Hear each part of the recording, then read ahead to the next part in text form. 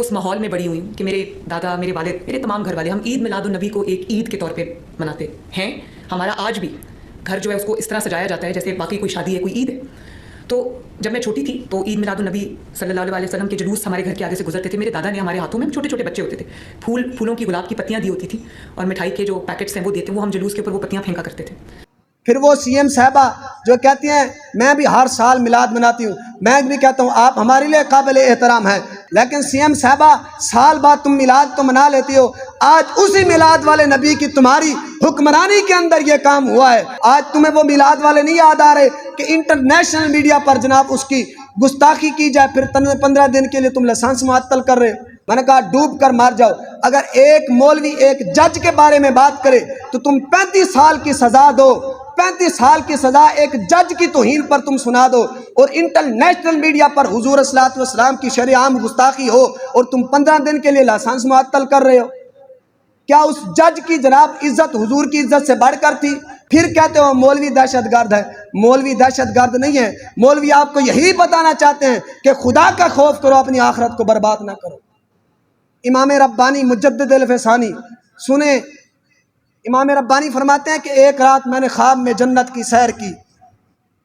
جنت کی سیر کرتے کرتے آپ فرماتے ہیں میں جہنم کے اندر چلا گیا، اور میں وہاں جب پہنچا جہنم کے اندر، میں نے جہنم کے دروغہ حضرت مالک سے فرمایا، میں نے کہا مالک وہ اکبر بادشاہ آپ نے بھی نام سنا ہوگا، اس نے امام ربانی سے ٹکر لی تھی، بڑے بڑے بادشاہوں نے ٹکر لی ہے، کوئی نہیں رہا، اور رہنا انہوں نے بھی نہیں ہے، سب چلے گئے ہیں.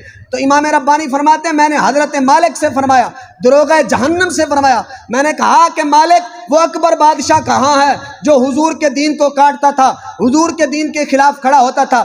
ذرا دکھاؤ نا اکبر بادشاہ کہاں ہے. سنیں اپنے دلوں کے کانوں کو کھول کر، آپ شعر و شاعری بھی سنتے رہتے ہو، کبھی یہ باتیں بھی سنا کریں. امام ربانی فرماتے ہیں میں نے کہا مالک کہاں ہے نا وہ اکبر بادشاہ جو حضور کے دین کو کاٹتا تھا، حضور کے دین کے مخالفت کرتا تھا، کہاں ہے وہ اکبر بادشاہ؟ فرماتے اتنی دیر میں فرشتوں نے ایک پیٹی لائے، اور میں نے کہا میں نے تو اکبر بادشاہ کا پوچھا، پیٹی کا نہیں پوچھا. انہوں نے پیٹی کا وہ اوپر سے ڈھک کھولا اور کیا دیکھتا ہوں ایک کونے کے اندر ایک چھوٹا سا چوہا پڑا ہوا ہے. میں نے کہا مالک میں نے اکبر بادشاہ کا پوچھا، چوہے کا نہیں پوچھا. تو مالک دروغہ جہنم کہنے لگا کہ امام ربانی یہی وہ بندہ ہے جو حضور کے دین کو کاٹتا تھا، اللہ نے اس کو چوہا بنا کر رکھ دیا. اور میں امام ربانی یہ وہ بادشاہ ہے، یہ وہ اکبر بادشاہ ہے جو دین کی مخالفت کیا کرتا تھا، حضور کے دین کو کاٹتا تھا. اللہ نے اس کو سزا یہ دی ہے، چوہا بنا کر اللہ نے اس پیٹی کے اندر بند کر کے جہنم کے اندر پھینک دیا ہے. اگر کوئی بندہ حضور کے دین کو کاٹے تو اس کی سزا یہ ہے، تو جو دین والے کو کاٹے اس کی سزا کیا ہوگی؟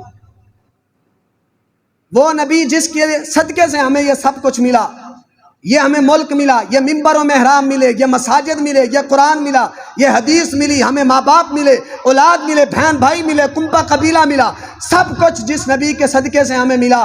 آج اس نبی کی عزت اور ناموس پر مسئلہ انٹرنیشنل میڈیا پر کیا جائے، پھر اس کے خاکے شائع کیا جائیں، پوری دنیا کو دکھایا جائے، پھر کہا جائے کہ نہیں ہم سے غلطی ہوگی ہے. کہتے ہیں مولوی ان پڑھ ہوتے ہیں، ہم تو ان پڑھ ہیں، آپ تو پڑھے لکھے تھے نا، ہمیں تو کسی چیز کی سمجھ نہیں ہے، آپ تو سارا کچھ سمجھنے والے تھے، اور آپ کی نگرانی میں یہ سب کچھ ہوا. تو ہم کہتے ہیں کہ خدا کا خوف کرو، اس کا بائیکاٹ کیا جائے. اور جو لوگ جیو نیوز چینل دیکھتے ہیں میں ان سے ہاتھ جوڑ کر بنتی کرتا ہوں خدا کے لیے اپنی آخرت کو برباد نہ کریں. میں آج ہوں کل چلا جاؤں گا، پتہ نہیں کتنے سا ہیں، کتنے لمحے یہاں ہوں، کتنا وقت میرا دنیا میں ہے، کتنا وقت میرا اس دھرتی کے اندر ہے، اس منبر پر ہے، کب ختم ہو جائے پتہ نہیں ہے. ابھی سانسیں یہ چلتی ہیں یا نہیں چلتی. قرآن کہتا ہے وَلِكُلِّ أُمَّةٍ أَجَلٌ فَإِذَا جَاءَ أَجَلُهُمْ لَا يَسْتَأْخِرُونَ سَاعَةً وَلَا يَسْتَقْدِمُونَ.